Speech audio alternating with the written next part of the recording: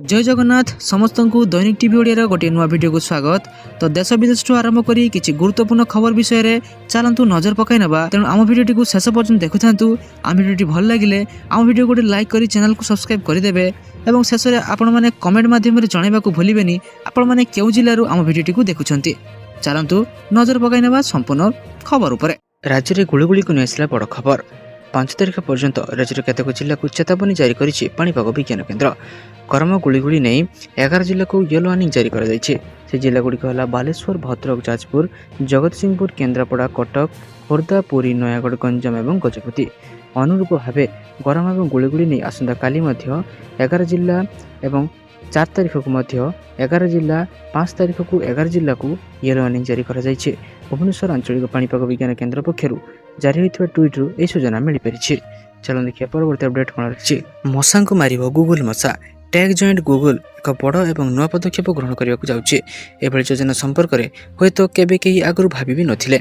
अमेरिकार मशाबाहित रोग को नियंत्रण करने लगी गूगल पेरेंट कंपनी अल्फाबेट स्वतंत्र मशा छाड़ा प्रस्तुति करुच्ची। फ्लोरिडा और कैलिफोर्निया रे प्राय 32 मिलियन अर्थात 3 कोटी 20 लाख स्वतंत्र बीजाणुमुक्त मशा छाड़ा योजना करुच्ची अल्फाबेट।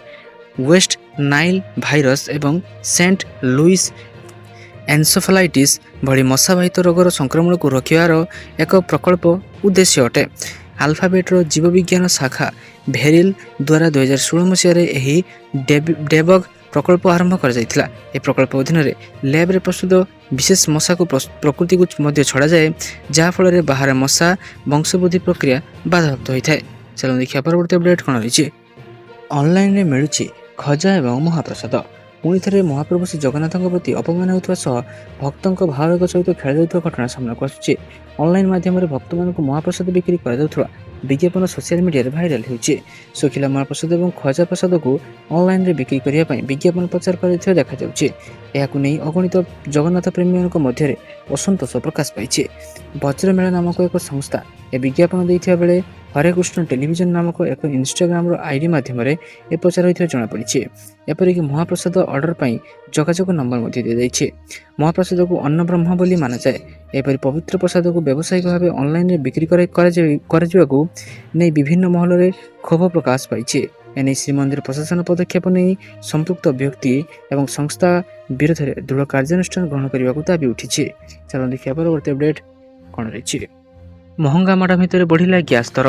नुआ मास आरंभ महंगा माड़ तेल पर बढ़ला गैस दर एक मुद्रास्फीतिर शिकार ग्राहक। तैल कंपनी गुड़िक पुणी थे एलपीजी सिलिंडर मूल्य वृद्धि कर एलपीजी कमर्शियल गैस दर 42 टंका वृद्धि होती। नुआ दर सहित दिल्ली में 42 टंका और कोलकाता 53 टंका 50 पैसा वृद्धि पाई। नुआ दिल्ली में दर 3113 टंका 50 पैसा और कोलकाता 3255 टंका 50 पैसा पहुंची। सेहीपरि 5 केजी सिलिंडर दर भी 11 टंका वृद्धि। दिल्ली में दर 821 टंका और 50 पैसा होती। घरे गैस दर परिवर्तित रही।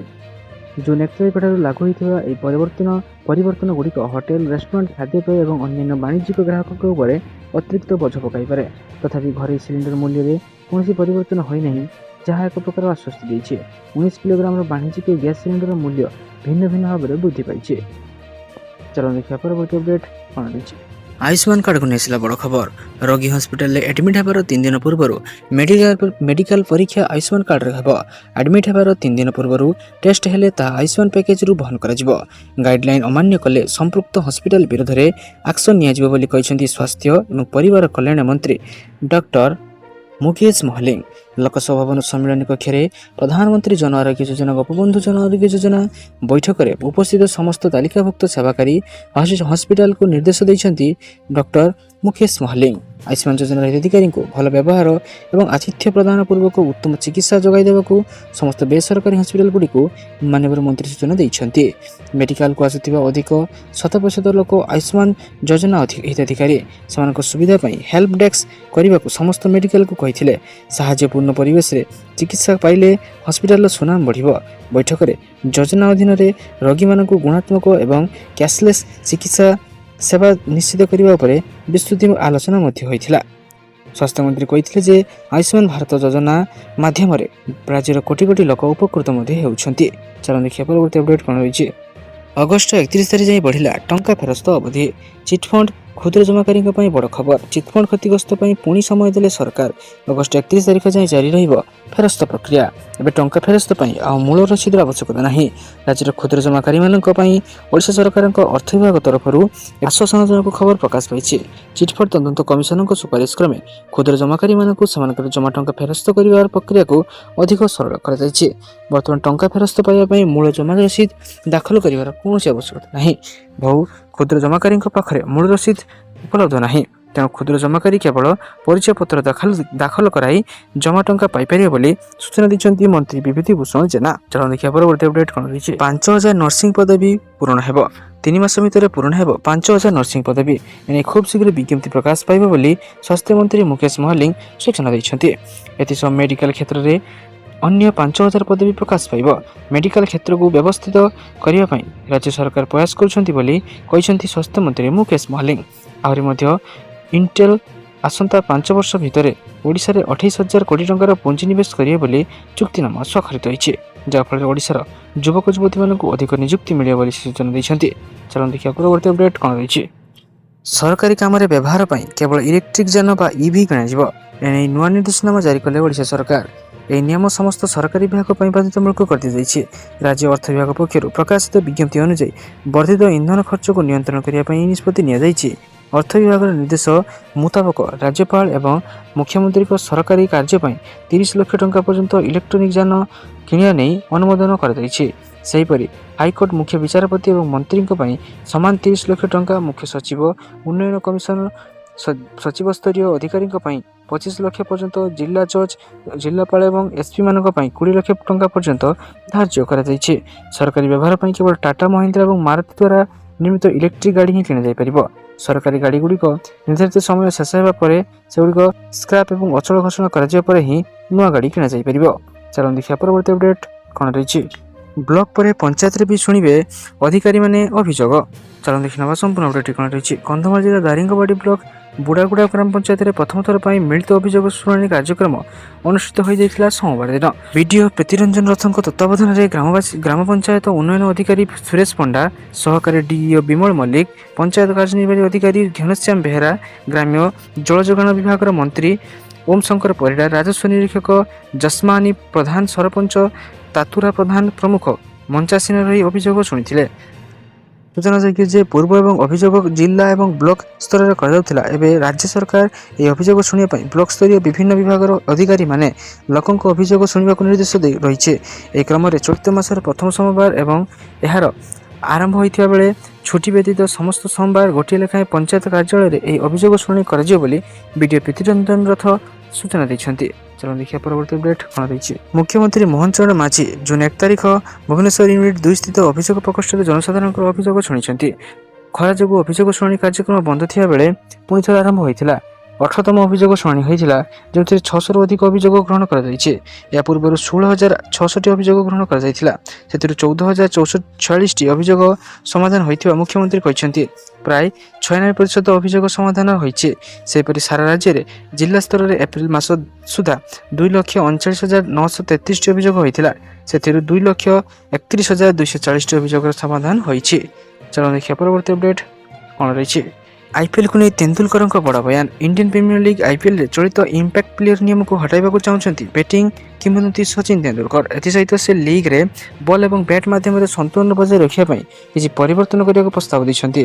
2023ରେ ଲାଗୁ ହୋଇଥିବା ଇମ୍ପାକ୍ଟ ପ୍ଲେୟର ନିୟମ ଦଳଗୁଡ଼ିକୁ ପ୍ଲେଇଂ 11ରେ ସ୍ଥାନ ପାଇଥିବା ଯେକୌଣସି ଖେଳାଳିଙ୍କ ବଦଳରେ ପୂର୍ବ ଦିଆଯାଇଥିବା 5 ଖେଳାଳିଙ୍କ ତାଲିକାରୁ ଯେକୌଣସି ସମୟରେ ସବଷ୍ଟିଟ୍ୟୁଟ୍ କରିବାକୁ ଅନୁମତି ପ୍ରଦାନ କରୁଛି। ଆଇପିଏଲ୍ ନିୟମରେ କିଛି ପରିବର୍ତ୍ତନ କରାଯିବା ଆବଶ୍ୟକତା ରହିଛି। ଇମ୍ପାକ୍ଟ ପ୍ଲେୟର ନିୟମକୁ ବାଦ୍ ଦିଆଯିବା ଦରକାର। T20 ଫର୍ମରେ କେବଳ 20 ଓଭର ଖେଳିବାକୁ ଥିବା ବେଳେ ବ୍ୟାଟିଂ ଲାଇନ୍ ଅପ୍ରେ ଆଉ ଜଣେ ବ୍ୟାଟରଙ୍କୁ ସାମିଲ କରିବା ବୋଲରଙ୍କ ଲାଗି ଅନ୍ୟାୟ। ଏହି ଫର୍ମାଟରେ ବୋଲରଙ୍କୁ ଚ୍ୟାଲେଞ୍ଜର ସମ୍ମୁଖୀନ ହେବାକୁ ପଡ଼ୁଥିବା ବେଳେ ଏହା ସେମାନଙ୍କ ସମସ୍ୟାକୁ ବଢ଼ାଇ ଦେଉଛି। ଏହା ଅସନ୍ତୁଳନ ବୋଲି ସଚିନ ESPN କ୍ରିପେନ୍ପୋ ଆୱାର୍ଡସରେ କହିଛନ୍ତି। ଏପରିକି ପାୱାର ପ୍ଲେ ଢାଞ୍ଚାରେ ପରିବର୍ତ୍ତନ ସମ୍ପର୍କରେ ମଧ୍ୟ ସଚିନ କହିଛନ୍ତି। ଚାଲନ୍ତୁ ଦେଖିବା ପରବର୍ତ୍ତୀ ଅପଡେଟ୍ କ'ଣ ରହିଛି। ଜୁନ୍ 18ରେ ମତଦାନ। ଭାରତୀୟ ଜାତୀୟ ନିର୍ବାଚନ ଆୟୋଗ ଇସିଆଇ 27ଟି ରାଜ୍ୟସଭା ଆସନ ଏବଂ 3ଟି ରାଜ୍ୟରେ ବିଧାନସଭା ପରିଷଦ ନିର୍ବାଚନ ପାଇଁ କାର୍ଯ୍ୟସୂଚୀ ଘୋଷଣା କରିଛନ୍ତି। ଘୋଷଣା ହୋଇଥିବା କାର୍ଯ୍ୟସୂଚୀ ଅନୁଯାୟୀ ଜୁନ୍ 18ରେ ମତଦାନ ଅନୁଷ୍ଠିତ ହେବ। ନିର୍ବାଚନ କମିଶନ ଅନୁଯାୟୀ ସମସ୍ତ ନିର୍ବାଚନ ପାଇଁ ମତଦାନ ଜୁନ୍ 18 ତାରିଖ ସକାଳ 8ଟାରୁ ଅପରାହ୍ନ 4ଟା ପର୍ଯ୍ୟନ୍ତ ଅନୁଷ୍ଠିତ ହେବ। ନାମାଙ୍କନ ଦାଖଲ ଜୁନ୍ 1 ତାରିଖ ସକାଳ 11ଟାରୁ ଆରମ୍ଭ ହୋଇଥିଲା। ନାମାଙ୍କନ ଦାଖଲ ଶେଷ ଜୁନ୍ 8 ତାରିଖ ଅପରାହ୍ନ 3ଟା ପର୍ଯ୍ୟନ୍ତ ରହିଛି। ନାମାଙ୍କନ ଯାଞ୍ଚ ଜୁନ୍ 9 ତାରିଖ ଏବଂ ପ୍ରାର୍ଥୀପତ୍ର ପ୍ରତ୍ୟାହାର ଶେଷ ତାରିଖ ଜୁନ୍ 11 ତାରିଖ ରହିଛି। ଭୋଟ ଗ୍ରହଣ ଜୁନ୍ 18 ତାରିଖ ସକାଳ 8ଟାରୁ ଅପରାହ୍ନ 4ଟା ପର୍ଯ୍ୟନ୍ତ। ଭୋଟ ଗଣତି ସେହିଦିନ ସନ୍ଧ୍ୟା 5ଟାରୁ ଆରମ୍ଭ ହେବ। ଚାଲନ୍ତୁ ଦେଖିବା ପରବର୍ତ୍ତୀ ଅପଡେଟ୍ କ'ଣ ରହିଛି। ଦିଲ୍ଲୀ ଆସିବେ ସିଜେପି ମୁଖ୍ୟ। କକରୋଜ ଜନତା ପାର୍ଟିକୁ ନେଇ ଏବେ ସୋସିଆଲ ମିଡ଼ିଆରେ ଢେର ସାରା ଆଲୋଚନା ହେଉଛି। ପ୍ରଧାନ ବିଚାରପତି ସୂର୍ଯ୍ୟକାନ୍ତଙ୍କ ମନ୍ତବ୍ୟ ପରେ ମେ 16 ତାରିଖରେ ବୈଠକ କକରୋଜ ଜନତା ପାର୍ଟି ସିଜେପି ଖବର ରହିଛି। ସିଜେପି ପ୍ରତିଷ୍ଠାତା ହେଉଛନ୍ତି ଅଭିଜିତ ଦୀପକ, ଯିଏ ଆମେରିକାର ପ୍ରିନ୍ସଟନ୍ ବିଶ୍ୱବିଦ୍ୟାଳୟରେ ଅଧ୍ୟୟନ କରୁଛନ୍ତି। ଅଭିଜିତ ଘୋଷଣା କରିଛନ୍ତି ଯେ ସେ ଏହି ସପ୍ତାହରେ ଭାରତ ଗସ୍ତ କରିବେ ଏବଂ ରାଜଧାନୀ ଦିଲ୍ଲୀରେ ପରୀକ୍ଷା ଭୁଲ ବିରୋଧରେ ପ୍ରତିବାଦ ମଧ୍ୟ କରିବେ। ଅଭିଜିତ ଡିପକେ ସୋସିଆଲ ମିଡ଼ିଆରେ ଏକ ନୂଆ ଭିଡ଼ିଓ ସେୟାର କରି କହିଛନ୍ତି, ଯେଉଁଥିରେ ସେ ଘୋଷଣା କରିଛନ୍ତି ଯେ ସେ ଶିକ୍ଷାମନ୍ତ୍ରୀଙ୍କ ଇସ୍ତଫା ଦାବି କରିବା ପାଇଁ ଭାରତ ଫେରି ଆସୁଛନ୍ତି। ସେ ଦେଶର ଯୁବପିଢ଼ିଙ୍କୁ ଯନ୍ତର ମନ୍ତରରେ ଶାନ୍ତିପୂର୍ଣ୍ଣ ପ୍ରତିବାଦରେ ବହୁ ସଂଖ୍ୟକ ଯୋଗଦେବା ଏବଂ ସରକାରଙ୍କଠାରୁ ଦାୟିତ୍ୱ ଦାବି କରିବାର ସେମାନଙ୍କର ସାମ୍ବିଧାନିକ ଅଧିକାର ବ୍ୟବହାର କରିବାକୁ ନିବେଦନ ମଧ୍ୟ କରିଛନ୍ତି। ଚାଲନ୍ତୁ ଦେଖିବା ପରବର୍ତ୍ତୀ ଅପଡେଟ୍ କ'ଣ ରହିଛି। ଓଡ଼ିଶାର ଅମ୍ଳୀୟ ମାଟିରେ ହେବ 10ରୁ 15% ଡିଏପି ସଞ୍ଚୟ। ICAR କେନ୍ଦ୍ରୀୟ ଧାନ ଗବେଷଣା ପ୍ରତିଷ୍ଠାନ ଏକ ଅଭିନବ ପ୍ରୟାସ ଇକୋଲାଇମ୍ ପ୍ଲସ୍ ବିକଶିତ କରିଛି। ଏହା ଶିଳ୍ପ ଉପ ଉତ୍ପାଦ ଯେପରିକି ସ୍ଲାଗ୍ ଏବଂ ଫ୍ଲାଇ ଆଶ୍ରୁ ପ୍ରସ୍ତୁତ ଏକ ମୂଲ୍ୟଯୁକ୍ତ ଫର୍ମୁଲେସନ୍ ଯାହା କମ୍ପୋଷ୍ଟ ସହିତ ସମୃଦ୍ଧି ହୋଇଥାଏ। ଏହି ଉତ୍ପାଦ ଓଡ଼ିଶାର ଅମ୍ଳୀୟ ମାଟିରେ 10ରୁ 15% ଡିଏପି ସଂରକ୍ଷଣ କରିପାରିବ। ଇକୋଲାଇମ୍ ପ୍ଲସ୍ ଅମ୍ଳୀୟ ମାଟି ପରିଚାଳନା ଏବଂ ରାସାୟନିକ ସାର ସଂରକ୍ଷଣର ଏକ ପ୍ରଭାବଶାଳୀ ପ୍ରଯୁକ୍ତି ବିଦ୍ୟାର ପ୍ରଦର୍ଶନ କରିଛି। ଦୀର୍ଘସ୍ଥାୟୀ କୃଷି ଏବଂ ବର୍ଜ୍ୟରୁ ସମ୍ପଦ ସୃଷ୍ଟି ପ୍ରୟାସକୁ ପ୍ରୋତ୍ସାହିତ କରିବା ଲକ୍ଷ୍ୟରେ ଓଡ଼ିଶା ସରକାରଙ୍କ ପାଣ୍ଠିରେ ନିର୍ମିତ ଏକ ପ୍ରକଳ୍ପ ଅଧୀନରେ ଏହି ପ୍ରଯୁକ୍ତି ବିଦ୍ୟା ବିକାଶ କରାଯାଇଛି।